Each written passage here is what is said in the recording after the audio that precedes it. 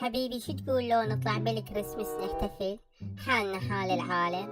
يا كريسمس حين احكي لي شو مسوي عشاء؟ حبيبي هو هسه احنا وين طالعين؟ خلي نطلع نتونس، نروح بالمنتزهات، بالمولات، حالنا حال العالم. شنو تريدين تطلعين بنص الليل؟ احنا ما عندنا نسوان تطلع بالليل، عرفتي؟ حبيبي هسه راح اطلع بوحدي غير انت وياي. ايش قلت؟ ماكو طلعة ماكو طلعة، انا قلت ماكو طلعة. حبيبي يعني ما راح تطلعني مو؟ انا رايح انام وانت بعد سوى عشاء وتعشى ونام. حبيبتي اوقفي مو الشارع ازدحام، واكيد المطاعم ازدحامات ومولات. همي ازدحام، وين نروح نطي وجهنا؟ هسه تسوي لي عشاء وبعدين نتفاهم.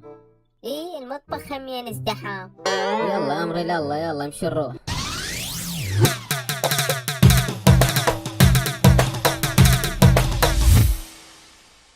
شوف حبيبي، هسه نشرت ستوريات وكتبت انا وزوجي حبيبي قاعد نتعشى ونحتفل بعيد الكريسماس.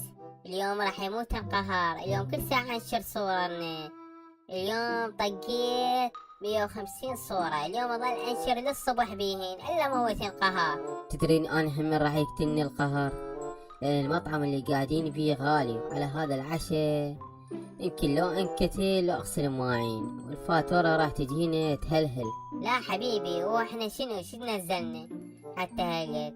انه ما يتجاوزين 30-40 الف. ايه احكيها على الدبة، غير هسه اذا جتي الفاتورة 200 الف انعم الله.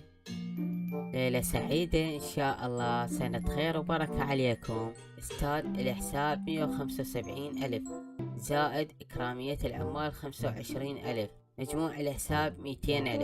شنو ايش دعوة 200؟ واحنا شو منزلين؟ ثاني شي العمال انا شو العلاقة بيهم؟ استاذ العزيز، احنا براس السنة الأسعار تتغير، وتصير الأسعار في 2 في 3، لأن تعرف احنا هايمين على باب الله، وورانا آجارات وورانا عمال، لازم نطلعها براسك وبراس غيرك، وانت تطلعون براس السنة اكيد تفايخين. لا يا الله هسه ارتاحيتي، لا مسوي زغنبوتي بيدي ولا هالطلعة القشرة. زين استاذ خصم ماكو؟ إلنا منا مناسبة راس السنة، لا تزيدون علينا. لا ماكو اي خصم، نعتذر جدا. استاذ انا عندي 100,000، شنو الاجراء تسوي لي وتصير سد بسد؟ والله يا طويل العمر، يا اما تغسل المواعين وتنظف المطبخ تظل منا الباكر، يا اما جاسم عضله يشوف شغله وياك. لا يا الله، والله دليلي المطبخ اللي راح اغسل مواعين احسن لي.